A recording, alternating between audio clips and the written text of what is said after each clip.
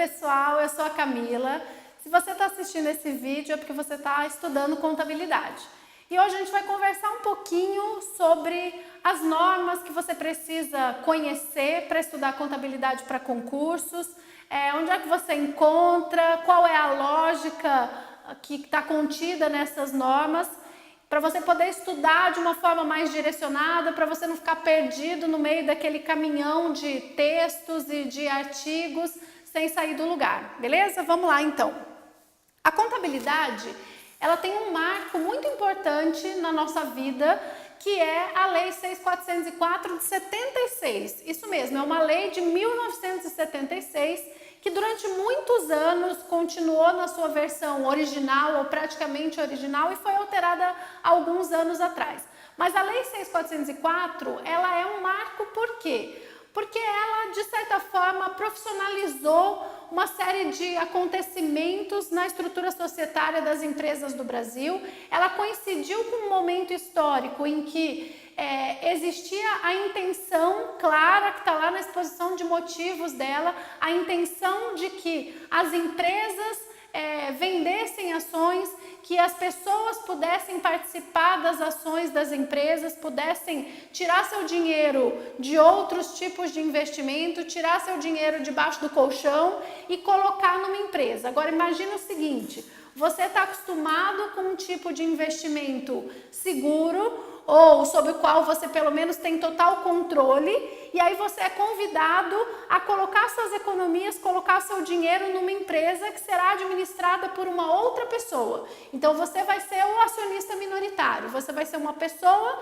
que vai participar de uma pequena parte de um negócio que vai ser administrado por outras pessoas.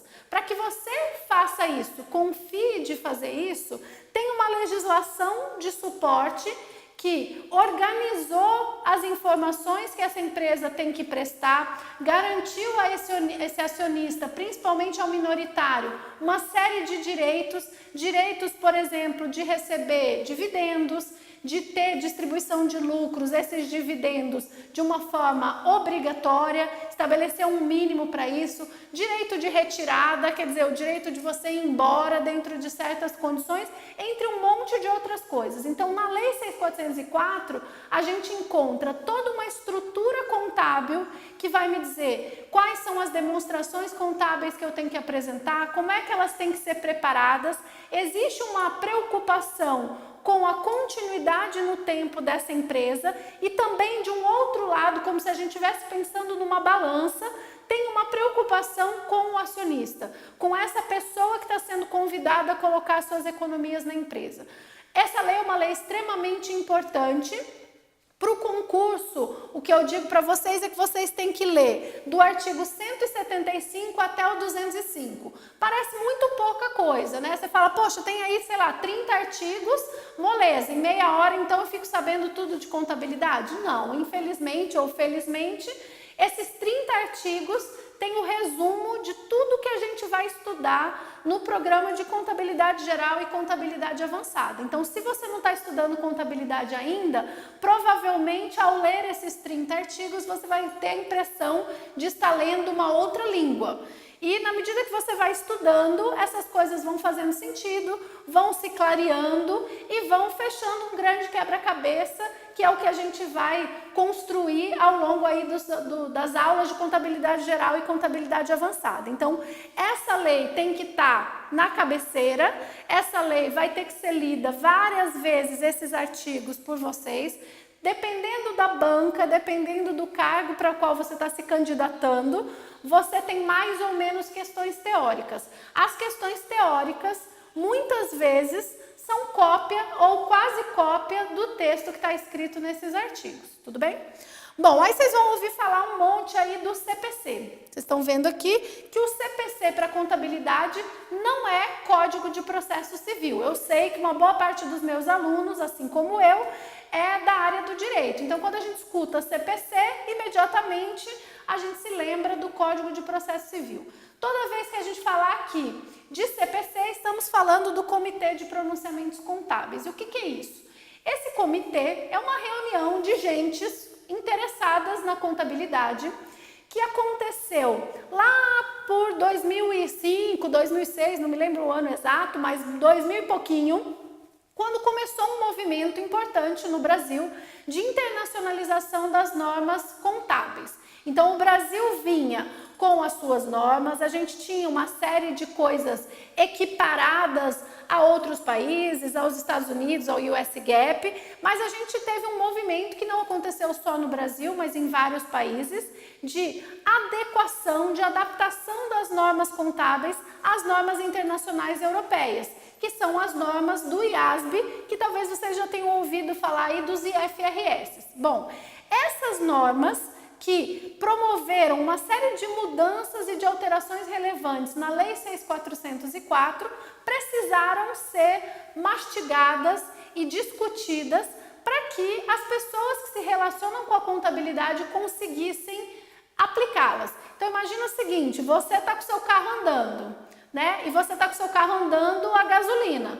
De repente, no meio do caminho, alguém fala, agora você não vai mais usar gasolina, agora você vai usar álcool misturado com água. Se você não tiver uma ajuda, uma adaptação, uma adequação, vai dar pau, concorda? Não vai dar certo. E é mais ou menos isso que aconteceu. Você vinha na contabilidade de um jeito, quer dizer, as empresas estavam fazendo, estavam com seus balanços sendo publicados e auditados de acordo com um conjunto de regras. Esse conjunto de regras foi alterado durante o caminho, em movimento.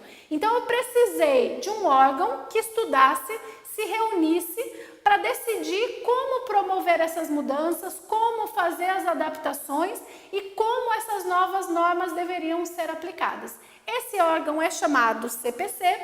Ele é formado por pessoas do Banco Central, do Conselho Federal de Contabilidade, do Instituto Brasileiro de Contabilidade, do Instituto de Auditores, ou seja, pessoas que são interessadas na contabilidade, órgãos que normalmente são órgãos que produzem normas contábeis.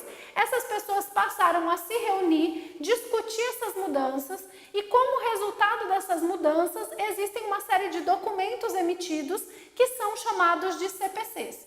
Então, quando a gente falar que é o CPC 4, é o CPC 8, é o CPC 20, estamos falando desse resultado da reunião dessas pessoas. O CPC em si não é norma, ele não tem uma força normativa. Só que como ele é discutido e produzido pelos órgãos que vão fazer as resoluções, as instruções que posteriormente serão normas, em geral, aquele CPC é convertido numa resolução, por exemplo, do Conselho Federal de Contabilidade, numa norma do Banco Central. Então, para fins de concurso, quando isso não for assim, eu vou avisar vocês, vocês podem tratar o CPC como sendo a regra que vai ser cobrada de vocês. Nos editais, em geral, tem lá a previsão de cobrança dos pronunciamentos contábeis, tudo bem? Minha sugestão, toda vez que vocês forem estudar um CPC, peguem do site cpc.org.br, lá em cima no cabeçalho tem documentos emitidos. Aí você vai entrar em pronunciamentos e vai pegar o pronunciamento que você precisa. Por que estou dizendo isso?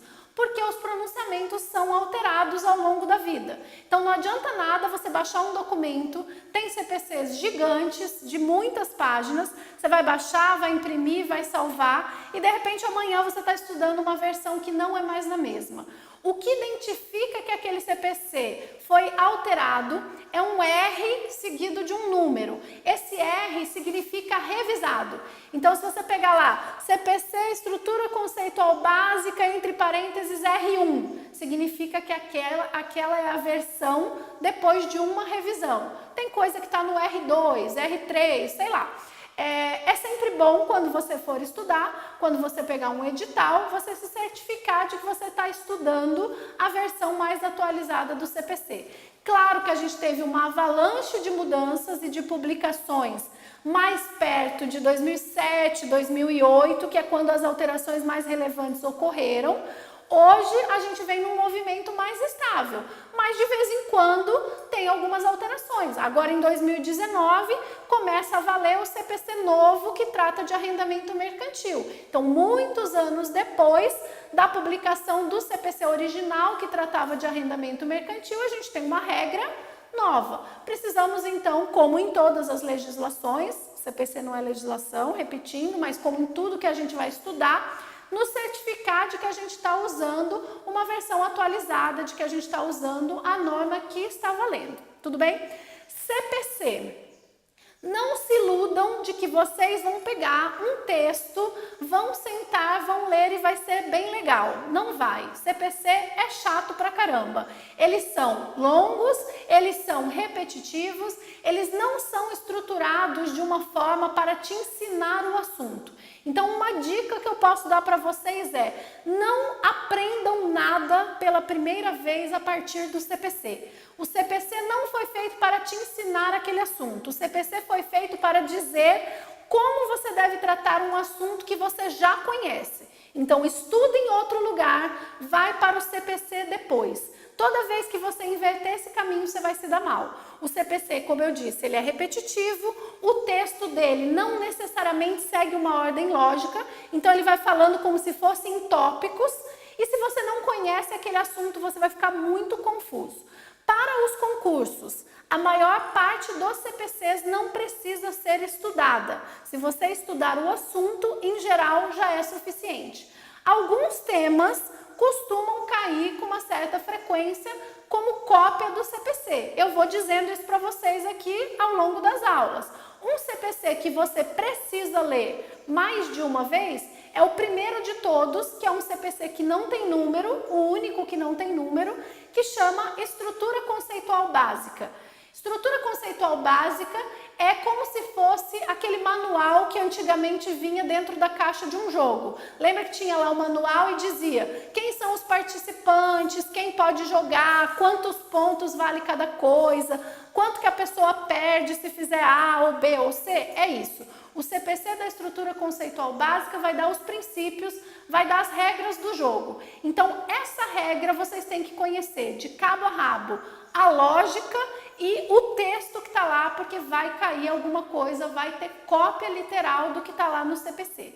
Agora, não saiam, por favor, baixando e lendo o CPC, que vai ser um caminho sem fim e que não vai levar vocês para acertar as questões. Então, na medida que vocês forem estudando, eu vou te dizendo, olha, esse CPC você precisa ler. Esse CPC, esse pedaço cai. Esse CPC não precisa. Com isso que a gente está fazendo aqui, combinado com os exercícios, já está suficiente. Tudo bem?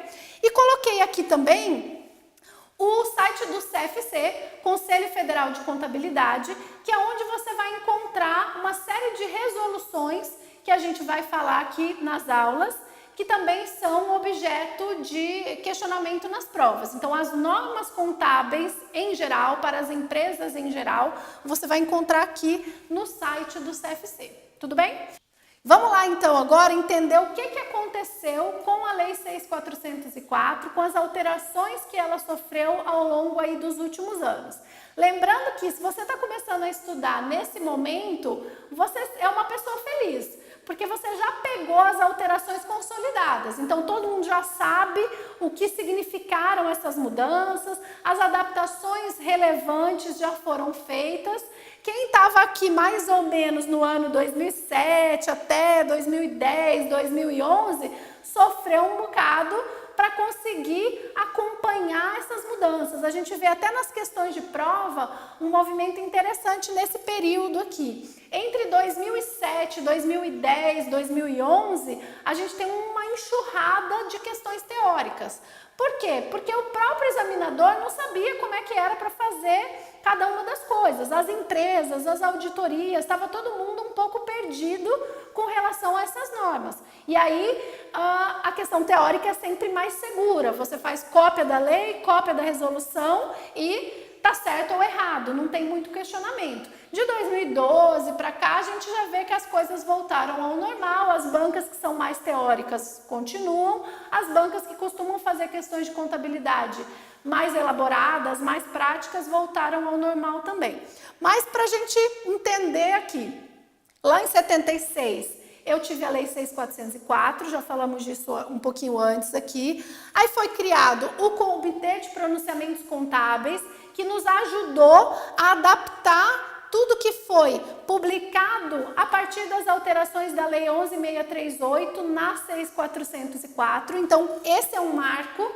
Essa Lei 11.638 é a lei que interferiu na Lei 6.404 para promover as mudanças de adaptação às normas internacionais. E aí, um pouquinho depois, em 2009, veio a 11.941 e fez um refinamento. Então, aquilo que tinha ficado meio estranho, aquilo que pensou-se melhor, que tinha um outro jeito de fazer, acabou sendo alterado um pouquinho para frente com a Lei 11.941. Obviamente, quando você pegar a Lei 6.404, você vai pegar a redação após essas alterações. Tudo bem? Então, isso aqui é para que vocês saibam qual é a fonte de dados, quais são as normas e onde encontrar essas normas que a gente vai precisar ao longo de todo o curso. Tudo bem? Bons estudos para vocês e até a próxima aula.